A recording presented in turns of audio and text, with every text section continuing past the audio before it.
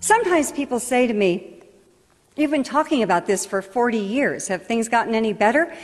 And actually, I have to say, really, they've gotten worse. Ads sell more than products. They sell values, they sell images, they sell concepts of love and sexuality, of success, and perhaps most important, of normalcy. To a great extent, they tell us who we are and who we should be. Well, what does advertising tell us about women?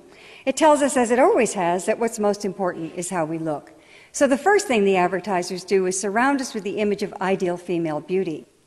Women learn from a very early age that we must spend enormous amounts of time, energy, and above all, money, striving to achieve this look and feeling ashamed and guilty when we fail. And failure is inevitable because the ideal is based on absolute flawlessness. She never has any lines or wrinkles. She certainly has no scars or blemishes. Indeed, she has no pores.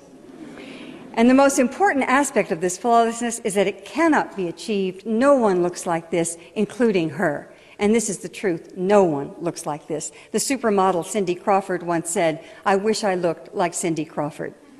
She doesn't. She couldn't, because this is a look that's been created for years through airbrushing and cosmetics, but these days it's done through the magic of computer retouching. Keira Knightley is given a bigger bust. Jessica Alba is made smaller. Kelly Clarkson, well, this is interesting. It says slim down your way, but she in fact slimmed down the Photoshop way. You almost never see a photograph of a woman considered beautiful that hasn't been Photoshopped.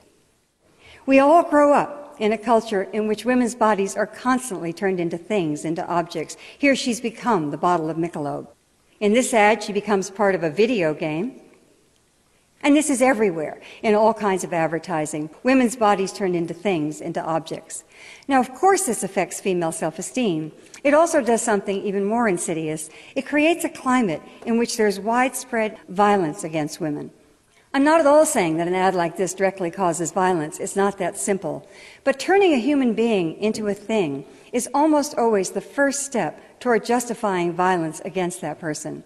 We see this with racism. We see it with homophobia. We see it with terrorism. It's always the same process. The person is dehumanized, and violence then becomes inevitable. And that step is already and constantly taken with women. Women's bodies are dismembered in ads, hacked apart. Just one part of the body is focused upon, which of course is the most dehumanizing thing you could do to someone. Everywhere we look, women's bodies turned into things and often just parts of things.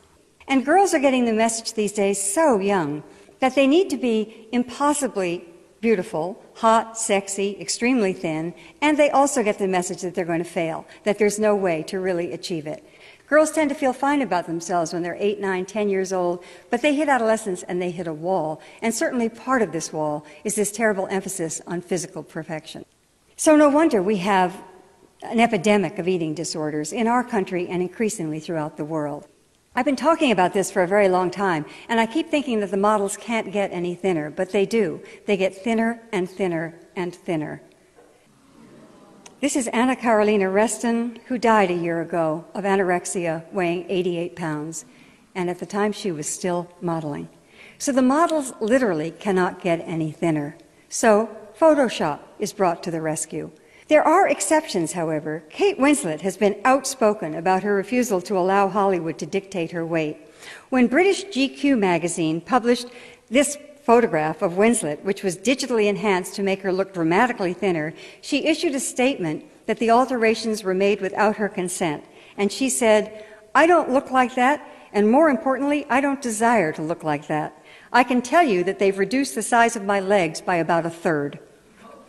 Bless her heart. So what can we do about all of this? Well, the first step is to become aware, to pay attention, and to recognize that this affects all of us. These are public health problems that I'm talking about. The obsession with thinness is a public health problem. The tyranny of the ideal image of beauty, violence against women, these are all public health problems that affect us all. And public health problems can only be solved by changing the environment.